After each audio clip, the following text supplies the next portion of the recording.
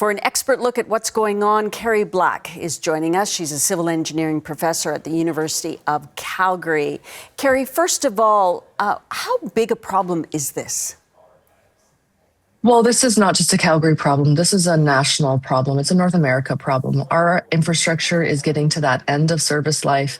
We're seeing that wear and tear starting to show, and we're going to see water main breaks of this scale a little bit more regularly across all of our entire country.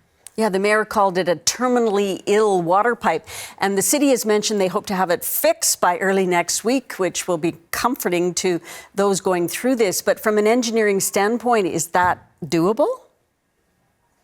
You know, obviously weather presents a challenge. Snow, fall, cold weather can always make it more challenging when we're repairing pipes, but they're not looking at a massive replacement right now. They're going to fix what they can right now and then revisit it in the spring when they have more information and, a longer construction time period. So it's absolutely feasible to fix that in a short period of time. That being said, it's not a long-term fix that they're looking at doing right now. So what does need to be done, and how large are the problems underneath the ground with this aging system, terminally ill, as the mayor calls it? Yeah, I think the important thing for people to understand is water mains break every day. They tend to be smaller, and so you don't necessarily read about them on the news. But cities like Toronto and Ottawa and Montreal have water main breaks all the time, just like Calgary has. Maybe not to this scale, though. And so it's more common for smaller pipes to break than it is for the larger pipes to break. So that's the first thing to understand. It is quite normal for water mains to break. That being said, North America and Canada in particular was developed around the same time, sprawling cities that put a lot of pressure on developing infrastructure networks. So we have a lot of pipe underground that's of the same age.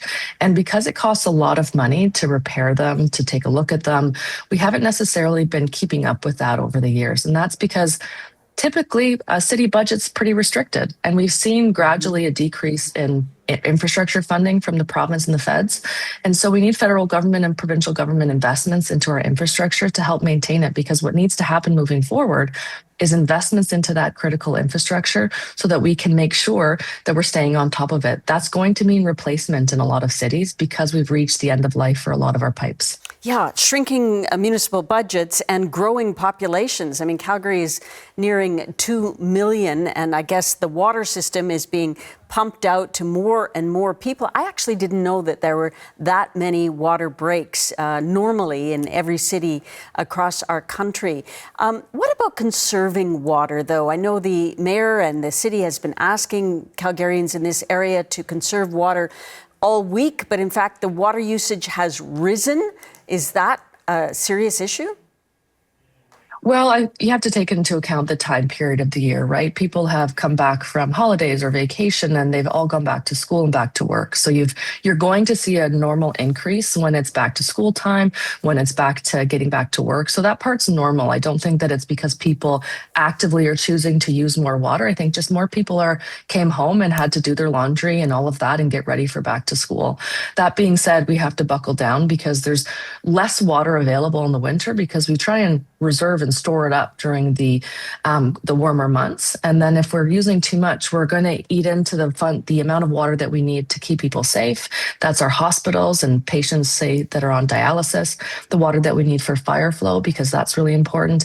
And right now we all have to band together to use less water in Calgary so that we can make sure that everybody is safe. It's not just about one person and what you want to do with your water. It's about keeping everybody safe. And that is the responsibility of the city, is to keep everybody safe.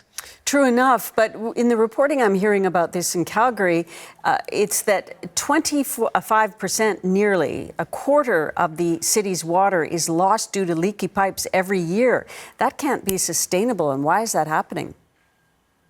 Yeah, so this is actually very common across North America. The average can be anywhere from 17 to 20% across all North America water and wastewater pipes. So leaking is normal. It's part of what we've come to expect, and it's not as big of a deal in water because it's just water. If it was something like oil, we might care a little bit more. But we sort of expect that in water leakage. So it's a little bit higher in the city. But again, think about the fact that we've got a large, expansive city. That sort of leakage is normal, and it's something that you'll see commonly in all of our major cities across North America.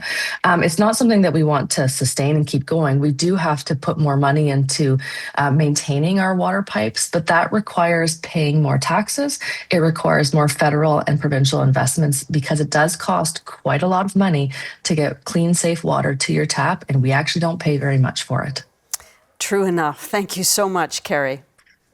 Kerry Thank you so Black much. is a civil engineering professor at the University of Calgary.